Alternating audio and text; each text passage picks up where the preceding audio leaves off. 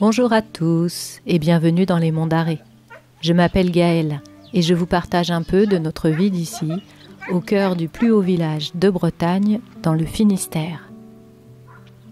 Dans cette vidéo, on commence par une promenade avec Christophe et Laska par une belle matinée d'avril.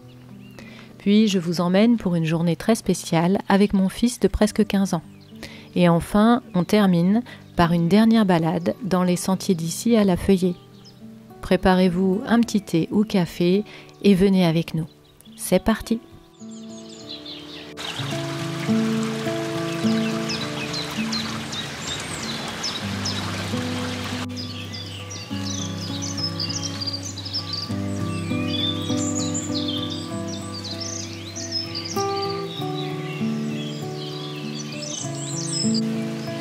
Ils ont dû remettre un tuyau neuf, je pense. Ça a l'air neuf, ce tuyau. Pour bien canaliser l'eau.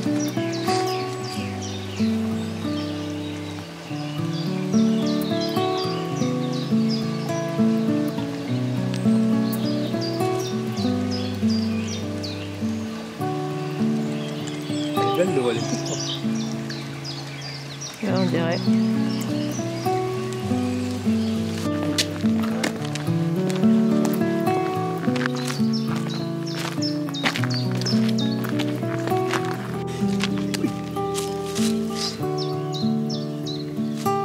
Manger de l'herbe.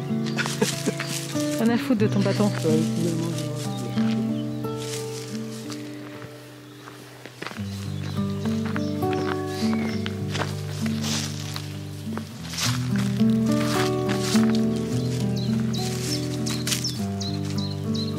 Trop léger ça. Rien à foutre.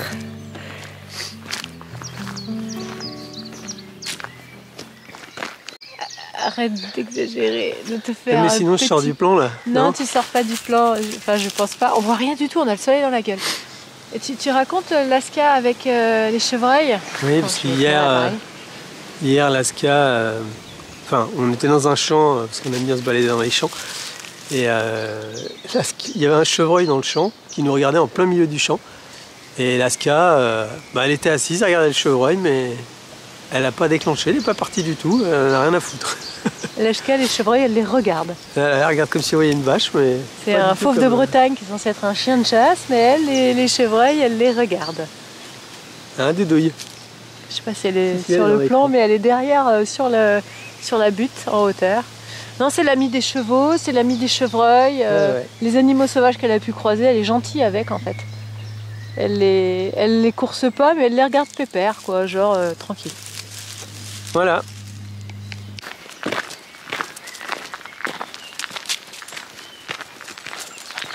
Regarde cette silhouette d'un kiloman. Oui, elle est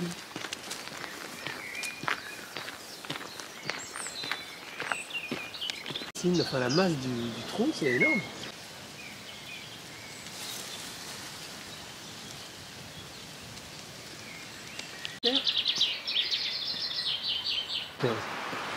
Voilà.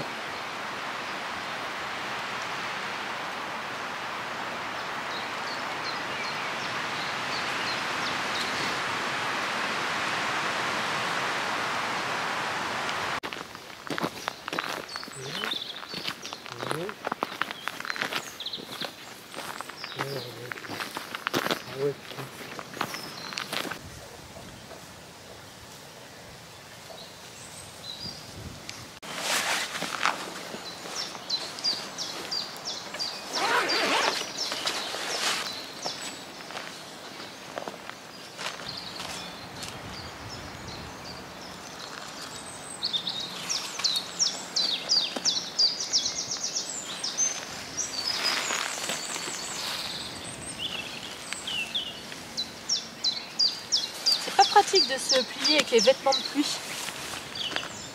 Surtout quand il fait beau. Bah, surtout que la pluie, moi je l'anticipe parce qu'elle arrive tout à l'heure, mais on ne sait pas quand. Alors.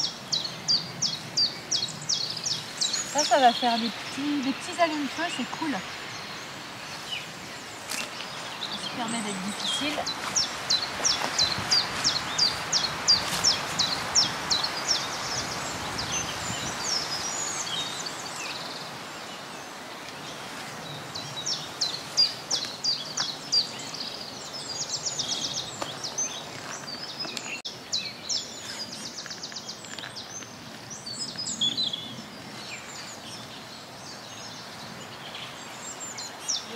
aussi les plus belles. On est bon? Ouais, je pense qu'on est bien.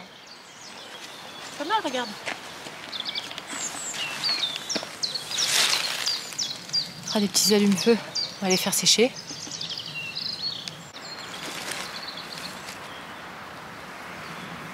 Faut que je mette... Donc ce grand champ qui est juste à côté du chemin, toi tu te posais la question de savoir comment c'était autrefois. Et on va regarder ça sur ton appli qui fait quoi? Attends. Le parallèle entre aujourd'hui et 1950, c'est ça? Ouais. C'est IGN qui fait ça? Ouais. Et c'est vraiment rigolo de regarder. Voilà, donc on est là. Donc voilà, c'est ce grand champ qui est là. Alors attends. Donc on va regarder le champ devant lequel on est. On voit rien. On oriente le plus. Ouais, à peu près. C'est pas très clair. Hein. Et donc, toi, tu veux dire en 1950, c'était voilà, Plein de parcelles. plein de parcelles. Avec très peu de petits bosquets. Alors qu'aujourd'hui, on voit qu'il y a un petit peu plus de forêt, de bois. Enlève ton doigt parce qu'il est en plein devant en fait. Voilà, remontre aujourd'hui. Voilà, on ne voit pas grand chose aujourd'hui. Ouais, là on voit mieux. Ouais, c'est vraiment impressionnant. C'était un grand champ aujourd'hui. Il y avait au moins 10 propriétaires ou 10 parcelles autrefois. Quoi. Et le bois, il n'y en avait pas. Et il y avait beaucoup moins de bois aussi. C'est ce qu'on remarque dans tous les monts d'arrêt en fait. Ouais. Ça va les pépères? Vous êtes plus fous? On va mettre un peu les trucs, on va pas y aller.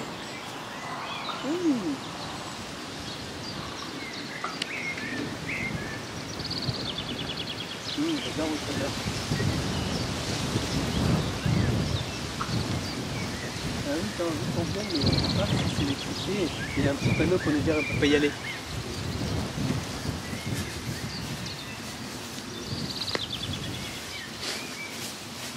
Ça les attache tout de suite par rapport à ton collègue.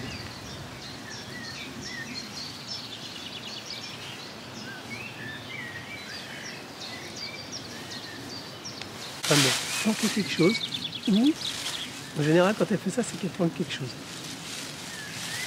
Ou qu'elle a repéré quelque chose. T'as trouvé quelque chose, Louis? Oui. T'es curieux toi, bonhomme, hein? Stop.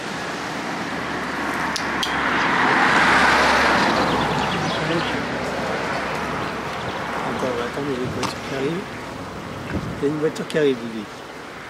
Avec ta petite... Stop. Attends.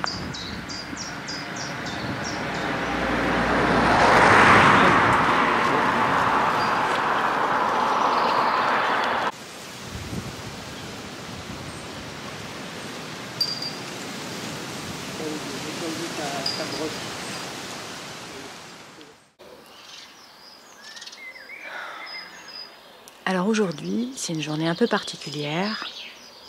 J'emmène mon fils de presque 15 ans explorer le monde.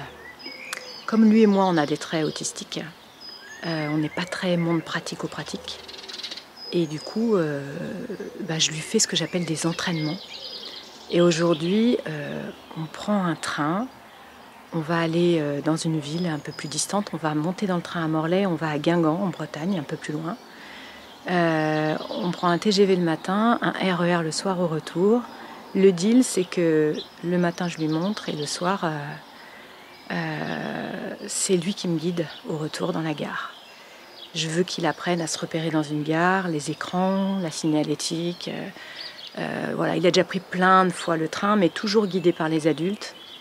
Et puis il s'est laissé porter, quoi. Il a jamais, je le sais, il n'a jamais regardé le monde autour de lui comme si c'était lui qui devait se diriger dans la gare. On est un peu pareil, quoi.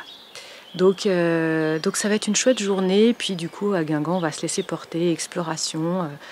Et on vous emmène avec nous. Je prends mon appareil. C'est parti.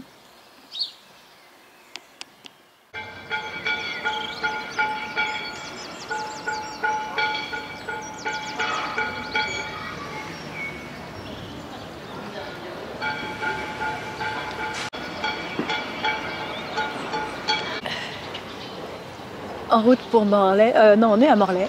Ouais. En route pour Guingamp. On va à Guingamp. Et on est à la gare, on a réussi à trouver la gare, on a réussi à trouver le quai. On attend le train. Quoi?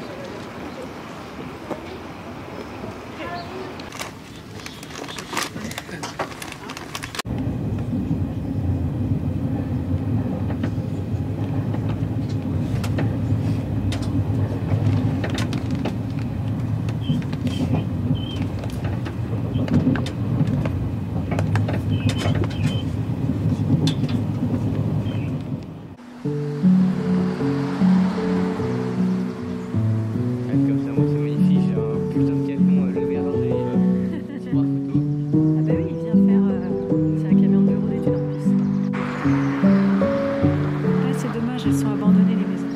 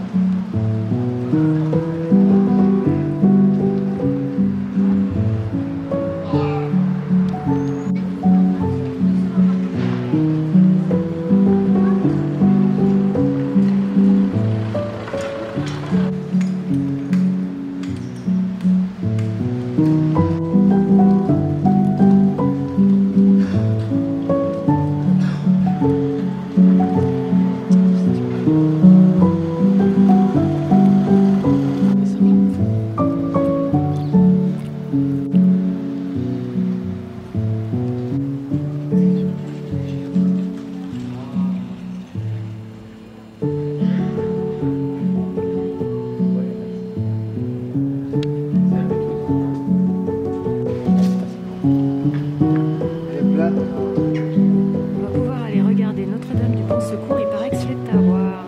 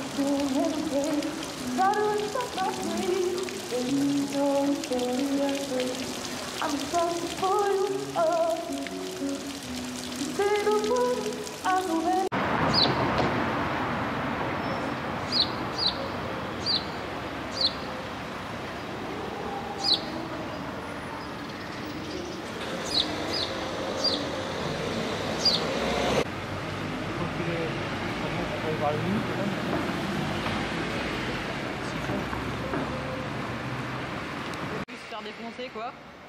Et Ah ouais. Regarde ça, hôtel demeure comme à la maison. Pas tout à fait, non. Ma maison ne ressemble pas à ça.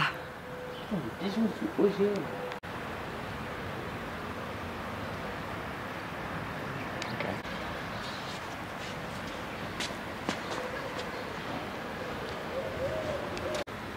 C'est un magnolier, Arthur. je ne connais pas. Mais...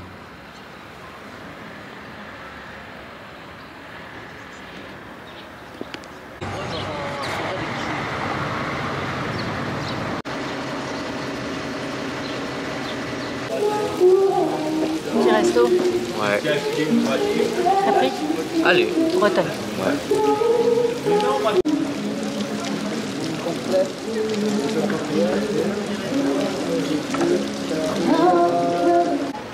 Oui, non, ouais, c'est pour la photo.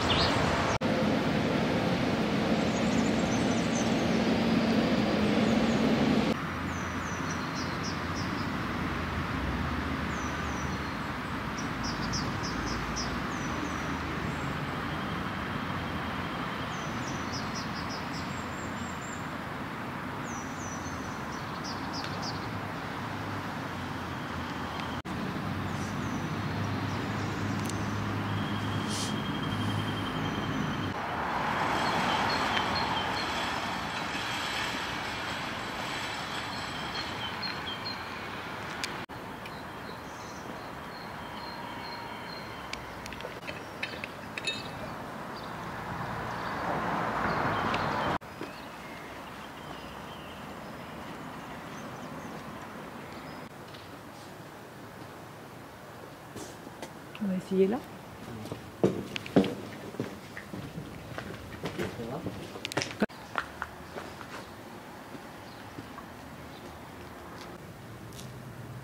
C'est des campanules. Je fais le quai.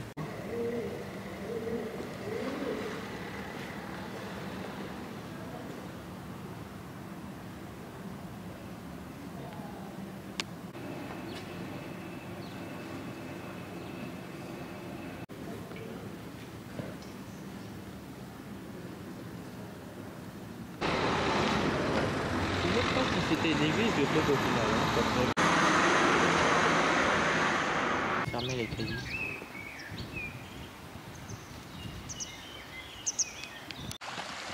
C'est du béton.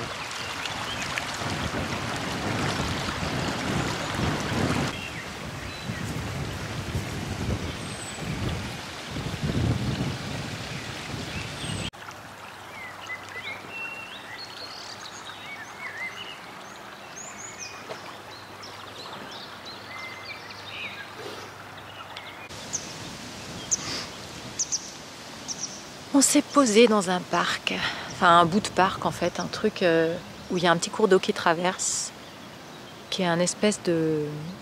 une zone que la ville de Guingamp est en train d'essayer de préserver. C'est marrant comment au bout de plusieurs heures à déambuler dans la ville de Guingamp avec des voitures, du bruit, des gens, on a fait un restaurant en plein air sur une place. Moi je sens dans mon corps un appel à la nature, un besoin de foutre le camp de tout ce bruit.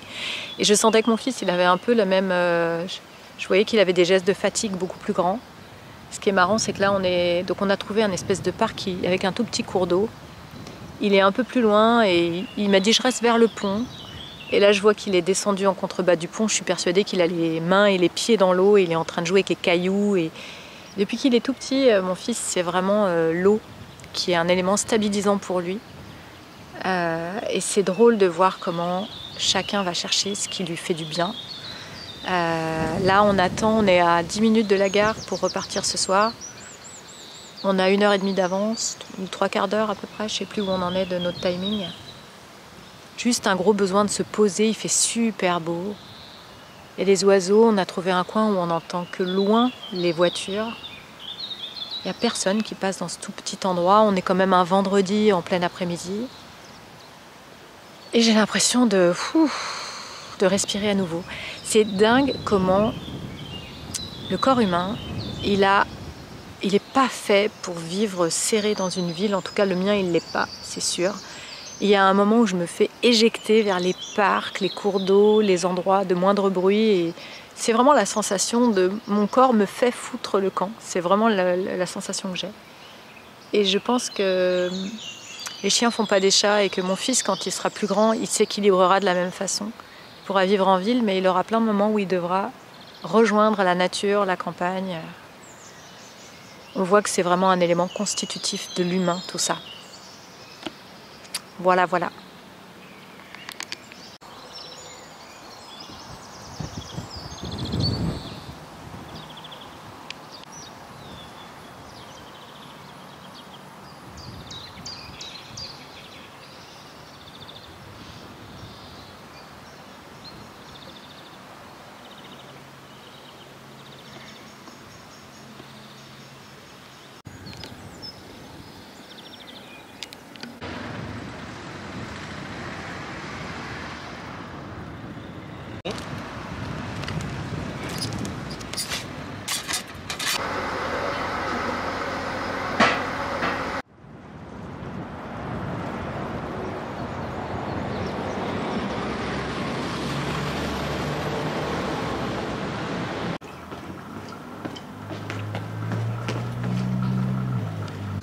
Comme moi.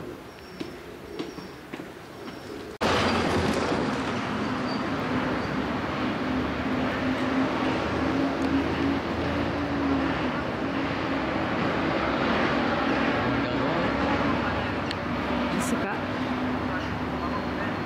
Salut Morlaix.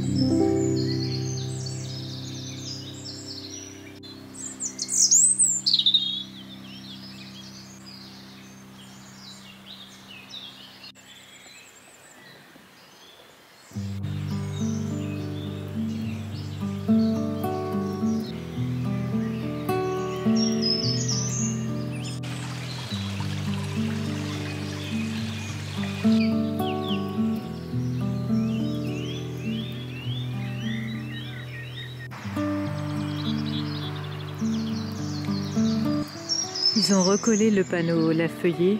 On voit au niveau du F qu'il y a une trace de colle. Il s'était cassé avec un arbre qui était tombé dessus au moment de la tempête Ciarán il y a 1 an et demi. C'est des vieux panneaux, je suis contente qu'ils les aient réparés. C'est des panneaux qui datent des années 50-60, donc ils ont près de 60-70 ans. Et on voit que c'est des panneaux en béton en fait, avec des tiges en métal dedans. Et ça a été fait pour durer au départ.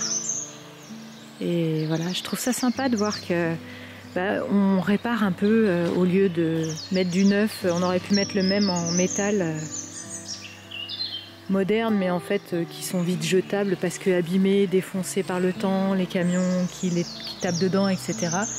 Et là, je vois que la nature, elle s'est emparée du truc. Un petit escargot. Et je vous parlais de la date. En fait, elle est inscrite là. C'est marrant, ça a été fait à la main, tout ça. C'est des peintures d'autrefois. C'est quand même dingue, hein. Elle est là, la date, regardez. Le 1-9-61. Donc c'est quand même des vieux pépères, hein, ces panneaux.